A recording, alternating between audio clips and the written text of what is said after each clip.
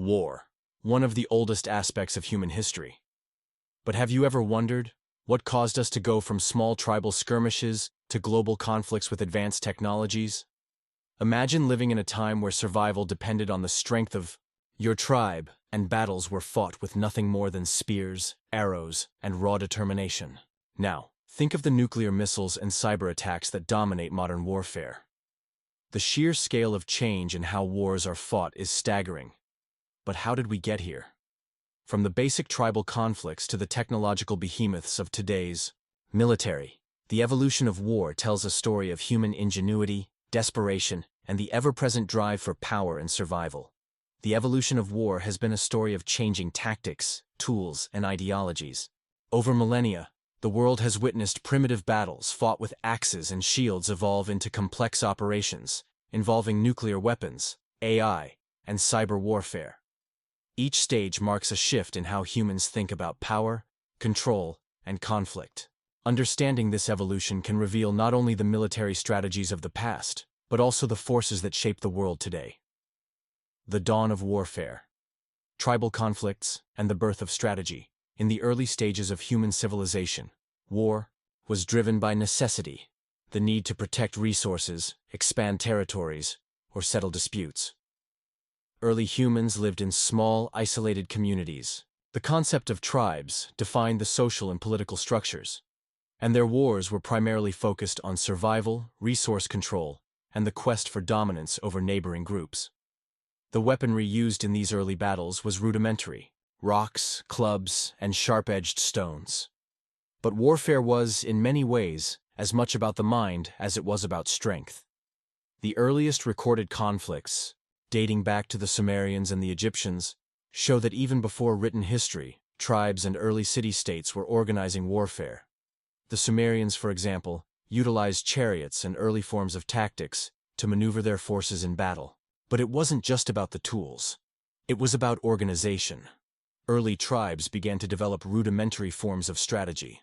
How would they surprise their enemies? How could they use the terrain to their advantage? One of the most famous examples of ancient warfare is the Battle of which took place around 2500 BCE. The Sumerians, led by their king, fought against a coalition of city-states.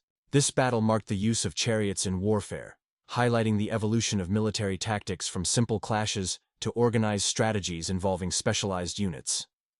What stands out from these early battles is that the weapons were still simple, but the concept of organized military force was beginning to emerge. Victory depended not just on brute force, but also on coordination, surprise, and psychological tactics. By the time of the ancient Greeks and Romans, military strategy had evolved even further. With the rise of the phalanx and the Roman legions, warriors began to form tight, disciplined units that could execute complex maneuvers. Leaders like Alexander the Great, Julius Caesar, and Hannibal Barca demonstrated that intelligence, logistics, and leadership could determine the outcome of a battle just as much as strength. The Roman Empire's success, in particular, lay not only in the size of its armies, but in the tactical genius of its generals and the use of well-trained legions. Roman warfare introduced a degree of professionalism. Soldiers were no longer just peasants fighting for survival, but trained warriors who adhered to a strict code of discipline. The Middle Ages, the rise of kingdoms and advanced tactics. As the centuries passed, warfare evolved alongside the rise of kingdoms and feudal systems. The Middle Ages, spanning from the 5th to the 15th century, saw warfare become more organized and expansive. The introduction of knights, castles, and more sophisticated weaponry changed the way battles were fought. The bow and arrow, the crossbow, and eventually gunpowder weapons like cannons and muskets began to make their mark. One of the pivotal conflicts of this era was the 100 Years' War, fought between England and France. This war marked the shift from heavily armored knights on horseback to the use of longbowmen, who could fire arrows at great distances, devastating the knighted cavalry. The Battle of Agincourt in 1415 is a prime example of how technology, specifically the longbow, changed the course of history. It was a battle won not by the strength of cavalry, but by the sheer range and accuracy of infantry. This was one of the first times in history where strategy, combined with technological innovation, could shift the balance of power so dramatically. During this time, warfare also became more professional. Kings and lords began to employ standing armies, offering soldiers salaries and equipment in exchange for their loyalty. The medieval warrior was no longer just a farmer defending his home. He was a soldier, sometimes even a career soldier. Castles and fortifications grew more advanced, as they needed to withstand increasingly powerful weapons. Siege warfare reached new levels of complexity, with armies using catapults, trebuchets, and siege towers to break through walls and fortresses. The Renaissance and early modern warfare, gunpowder, firearms, and warfare innovation. With the advent of the Renaissance came the development of firearms and artillery, and warfare took yet another step forward. The 15th and 16th centuries saw the rise of gunpowder, which forever altered the battlefield. The invention of firearms, coupled with the use of cannons and muskets, rendered the knight on horseback obsolete, and ushered in an era of gunpowder warfare. The Battle of Pavia in 1525, where the French were decisively defeated by the Spanish, is a notable example. The use of arquebuses, early firearms, played a crucial role in the victory, showcasing how technology could change the face of battle. By the 17th century, the concept of modern armies as we know them was beginning to take shape. The professionalization of soldiers was accompanied by new tactical formations like linear infantry formations, which allowed armies to maximize the effectiveness of their firearms. The Dutch and the Spanish were among the first to incorporate gunpowder into their warfare, revolutionizing the way they approached battle. The 30 Years' War, 1618 to 1648, in Europe, exemplified the destructive power of firearms, while also highlighting the strategic importance of alliances and international power dynamics. The Industrial Revolution and the transformation of warfare, mechanized might, and total wars. The world entered the Industrial Revolution. The nature of warfare underwent yet another massive transformation. The 19th century was marked by unprecedented technological advancements that fundamentally changed the way wars were fought. The rise of industrialized weaponry, the development of railroads, and innovations in communication all played critical roles in shaping modern warfare. One of the most significant events in this era was the American Civil War, 1861-1865. This conflict is often seen as a precursor to modern warfare due to the extensive use of railroads, telegraphs, and rifled muskets. The telegraph allowed commanders to communicate with unprecedented speed, while the railroad enabled the rapid movement of troops and supplies. These technological advancements gave armies greater flexibility and coordination, altering the way battles were fought and wars were waged. The Battle of Gettysburg, for example, saw the first large-scale use of rifled muskets and cannons, which made traditional battlefield tactics obsolete. The mid-19th century also saw the development of ironclad ships, which revolutionized naval warfare.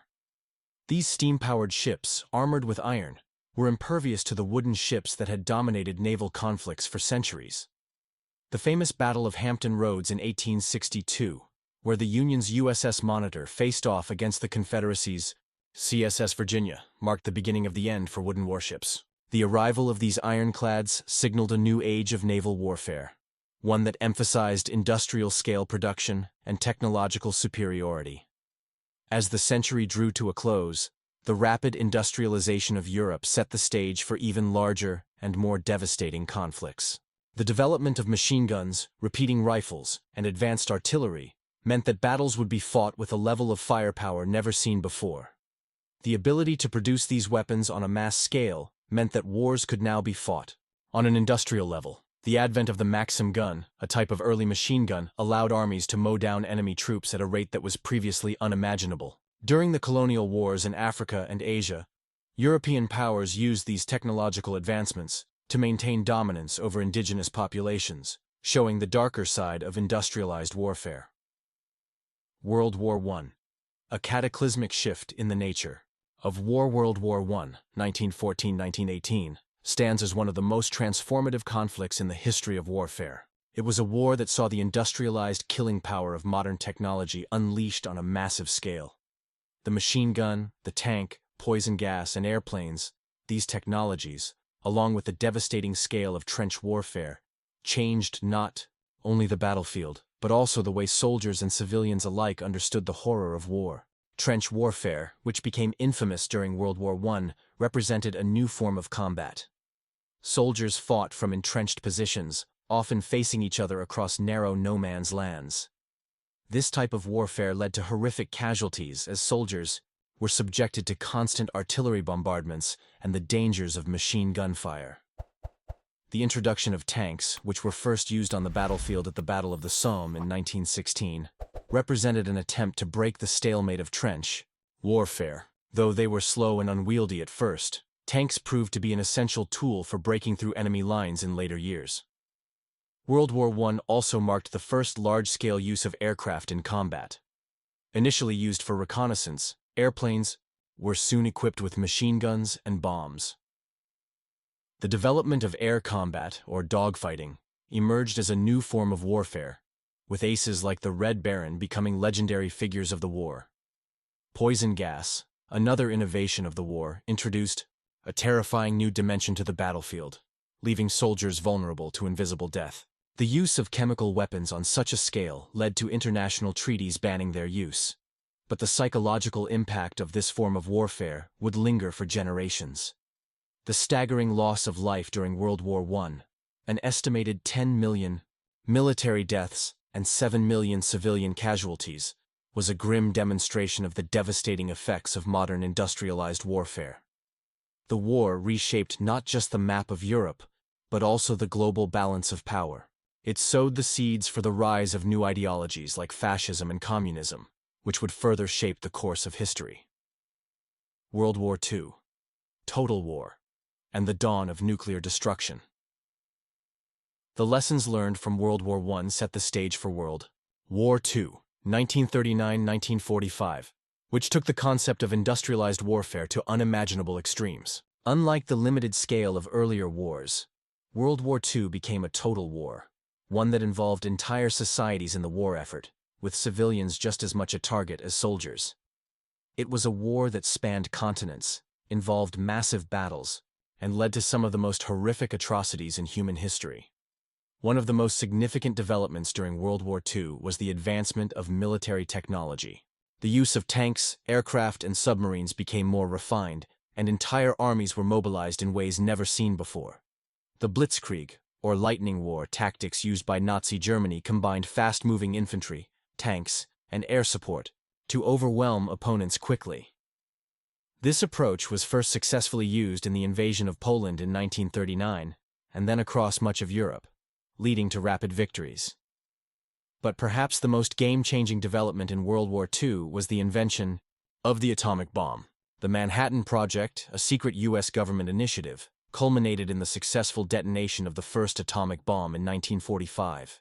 The subsequent bombings of Hiroshima and Nagasaki in Japan not only led to the end of the war, but also ushered in the nuclear age. For the first time in history, humanity had developed the power to annihilate entire cities in an instant.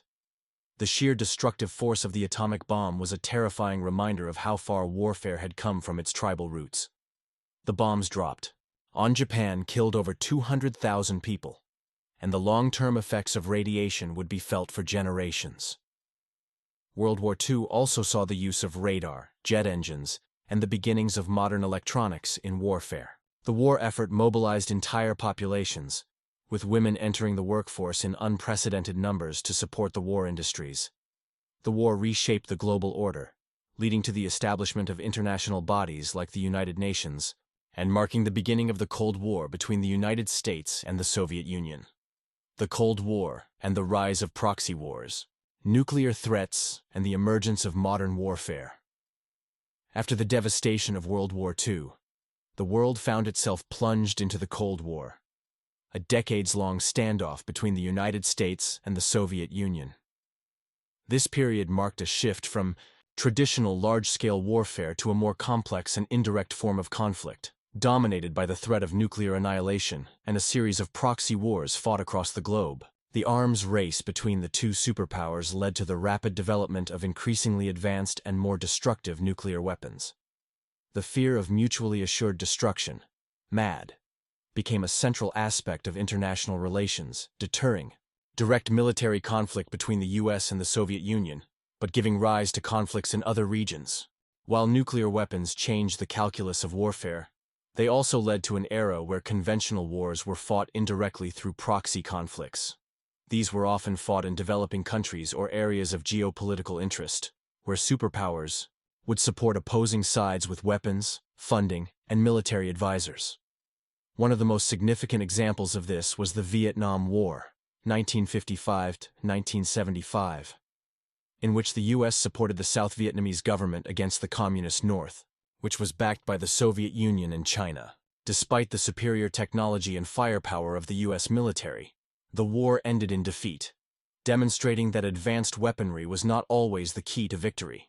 At the same time, the proliferation of advanced technology, such as jet fighters, helicopters, and highly accurate guided missiles, transformed the way conventional wars were fought. The ability to launch precise strikes, combined with the mobility of modern armies, meant that wars could be fought on an entirely new level. However, the threat of nuclear war always loomed over the Cold War, and the Cuban Missile Crisis of 1962 was a vivid example of how close the world came to catastrophic destruction. This near miss forced the superpowers to reevaluate their strategies and led to a brief period of détente, with both sides agreeing to nuclear arms control agreements like the Strategic Arms Limitation Talks, SALT, the Gulf Wars, and the Digital Revolution. Precision strikes and technological warfare. By the time the Gulf War, 1990-1991, came around, the world had entered the digital age, and military technology had evolved once again. The Gulf War was the first conflict where the full potential of modern technology, especially in terms of precision-guided munitions and surveillance, was on display. The U.S.-led coalition used smart bombs and cruise missiles to target Iraqi infrastructure with remarkable accuracy, effectively decimating key military installations from thousands of miles away. The use of stealth bombers, like the B-2 Spirit, and the military's dominance in satellite communications and intelligence gathering, demonstrated the new age of digital warfare. But the real game-changer in the Gulf War was the rise of the Internet and 24-hour news coverage. The war was broadcast live across the world, and for the first time, the public could see the devastating effects of modern warfare in real time. The media's portrayal of surgical strikes and the pinpoint accuracy of military operations created an image of a war fought with little to no collateral damage. However, this image was often misleading, as the full human cost of warfare, particularly in terms of civilian casualties, became obscured behind a veil of technology. In the years following the Gulf War, the digital revolution continued to shape the way wars were fought. The rise of drones, which began in the 1990s and was further developed in the 2000s, allowed for remote warfare without the need for soldiers to be physically present on the battlefield. Drone strikes became a key component of the war on terror, especially in regions like Afghanistan and Pakistan, where the U.S. and its allies targeted suspected terrorist leaders with pinpoint accuracy. The modern battlefield, cyber warfare, hybrid threats, and the changing nature of conflict as we entered the 21st century. The nature of warfare evolved once again, with cyber warfare and hybrid threats taking center stage. The rapid rise of the internet and digital technologies has led to new forms of conflict, where cyber attacks are used to cripple enemy infrastructure, steal sensitive data, and disrupt critical systems without firing a single shot. The 2007 cyber attack on Estonia, which brought down government websites and disrupted essential services, was one of the first high-profile instances of cyber warfare in the modern era. Similarly, the 2016 Russian interference in the U.S. presidential election demonstrated the growing role of cyber capabilities in geopolitical maneuvering and statecraft. Hybrid warfare, which blends conventional military tactics with irregular warfare, cyber attacks, and disinformation campaigns, has become the dominant strategy in conflicts involving state and non-state actors alike. Russia's actions in Ukraine, particularly the annexation of Crimea in 2014, showcased how modern conflicts often involve a mix of conventional military force, cyber attacks, and propaganda. This new form of warfare aims to destabilize countries without provoking full-scale military responses, complicating international efforts to address conflicts. At the same time, non-state actors, such as terrorist organizations like ISIS, have embraced asymmetric warfare, where smaller, agile groups can challenge larger, more powerful military forces using guerrilla tactics, suicide bombings, and other unconventional methods. The rise of these groups has led to a shift in military strategy, with counterinsurgency operations becoming increasingly central to military doctrine. Conclusion: the future of warfare, the intersection of technology and humanity. Looking ahead, the future of warfare seems destined to be shaped by even more profound technological advancements. The development of autonomous weapons, artificial intelligence, and next-generation cyber capabilities has the potential to further transform the battlefield. Drones and autonomous vehicles, which have already been integrated into military operations, may one day fight wars without human intervention. The ethical and strategic implications of these technologies are still being debated. But one thing is clear: the evolution of warfare is far from over. The human cost of war, however, remains a constant. No matter how advanced the technology, the brutality and destruction of war have always carried immense consequences for soldiers and civilians alike. As we look to the future, it's important to consider not just the technological advancements, but also the moral questions that these developments raise. As nations and militaries grapple with the future of warfare, one question remains: how much farther can we push the boundaries of conflict before we reach a point where the human cost is too great to bear?